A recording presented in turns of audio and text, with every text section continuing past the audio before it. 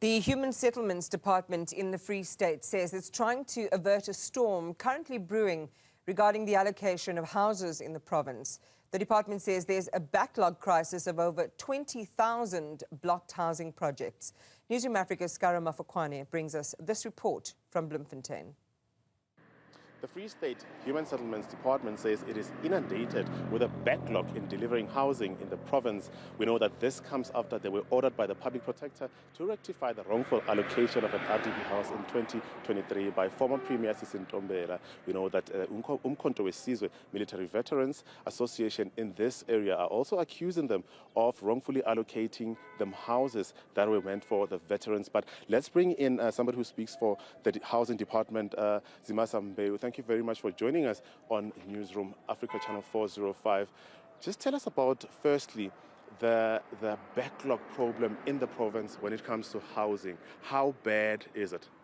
Well, the Free State province, like many other provinces, we are faced with a challenge of delivering houses to the people that need it.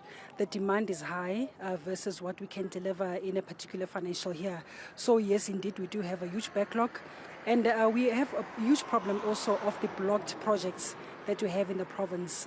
We are well over just 20,000 blocked projects in the Free State. Now, these are projects that, these are initiatives that where we have approved them for delivery, and then because of certain challenges we're not able to proceed. And to also add is that we are having challenges or delays by contractors who are supposed to have finished the work. We had challenges of vandalism, especially when contractors have left the site. We also had challenges, financial constraints.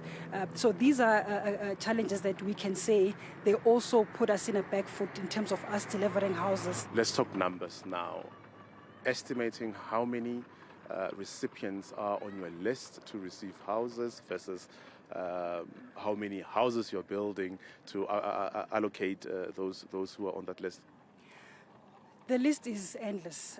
Remember, each time we're getting requests from people who need housing, we do have a large number of people in our system that are needing housing. But what we are doing is we are more like we're chasing a moving target.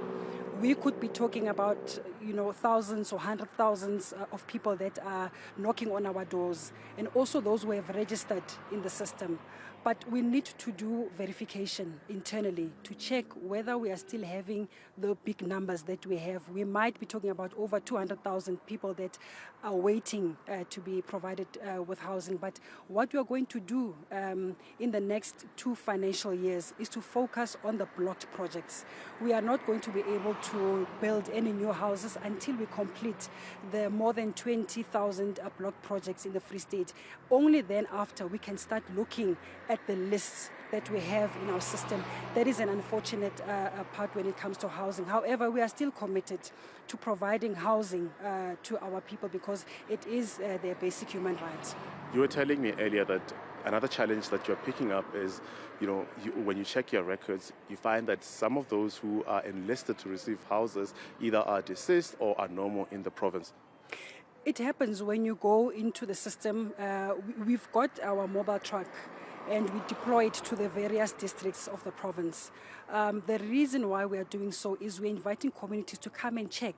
You might have applied for a house back in 2008 or 2010, and we want to see if we are still on the list. Some people are moving, some people are deceased, some people we've lost their records. So we do that so that we can rectify, we've got the correct details. Just lastly, tell me about these veterans who are saying what was promised to them is not what they received. They were during a showcasing, they were shown houses which they will receive, but what they received is not what they were promised by your department. The Free State province built 100 square meter houses. But now that changed when we received a directive from the National Department of Military Veterans to say we need to build 50 square meter houses. But those are not the only challenges that we are having in terms of the military veterans. We are constantly engaging with the military veterans in the Free State, and they have raised the issues that you are just mentioning now. There are other challenges in terms of their houses where we have got structural defects or infrastructure related challenges. And we rope in the Mangaung Metro Municipality to assist us in that that regard. But be as it may, we are on track in terms of the houses that are meant for military veterans. We are committed to ensuring that we rectify the challenges that I have just listed now.